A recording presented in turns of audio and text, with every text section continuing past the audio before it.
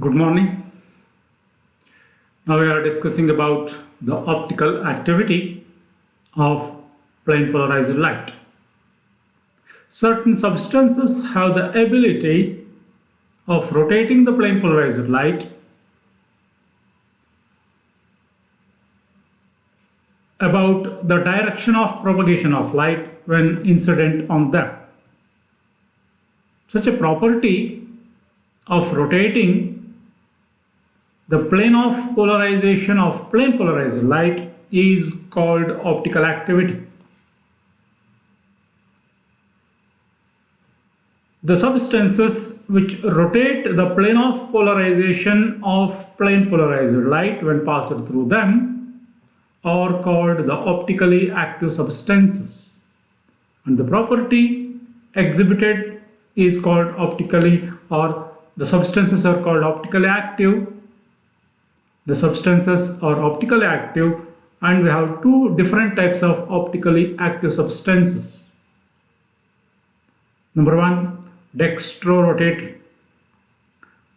Dextrorotatory substances are the substances which rotate the plane of polarization of plane polarized light in the clockwise direction, in the clockwise direction, in this direction, in the clockwise direction with respect to an observer looking towards the light source.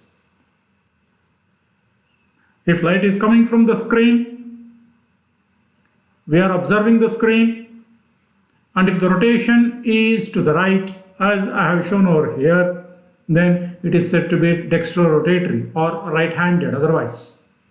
Examples for dextrorotatory substances are quartz, cane sugar, etc.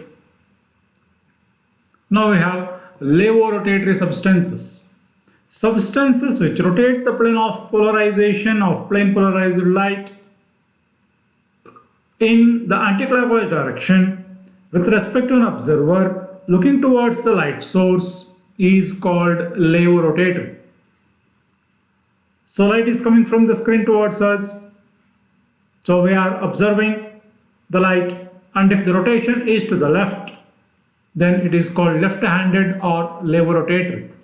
Examples are quartz and fruit sugar are the substances which produce levorotatory effect.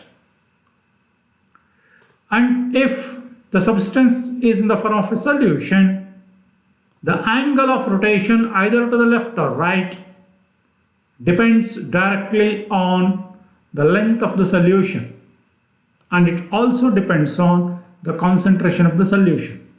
The angle of rotation of plane of polarization of plane polarized light when passed through a optically active solution directly depends on two factors.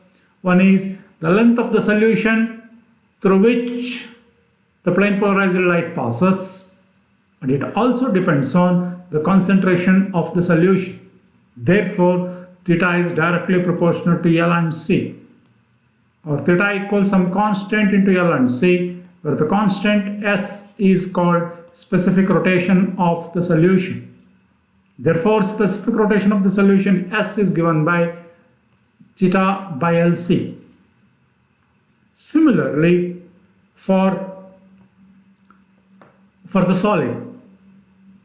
So before going to the solid, let us define what is specific rotation of solution. Specific rotation of solution is defined as the angle of rotation of plane of polarization. Specific rotation of a solution is defined as the angle of rotation of plane of polarization produced by a solution of unit length and unit concentration at a given temperature and for a given wavelength of light. And the SI unit used to measure specific rotation of liquid is radian meter square per kg. This is the SI unit that we can use to measure the specific rotation of a solution. Now coming to the case of a solid. The angle of rotation either to the left or right in case of a solid depends directly on the single factor, which is the thickness of the substance. The only factor on which depends, therefore, theta directly proportional to t, or theta equals constant into t, where constant is s, again specific rotation. Therefore, specific rotation of solid substances s is equal to theta by t. Hence, specific rotation of a solid is defined as the angle of rotation of plane of polarization of plane polarized light by a crystal of unit thickness, at a given temperature and again for a given wavelength of light.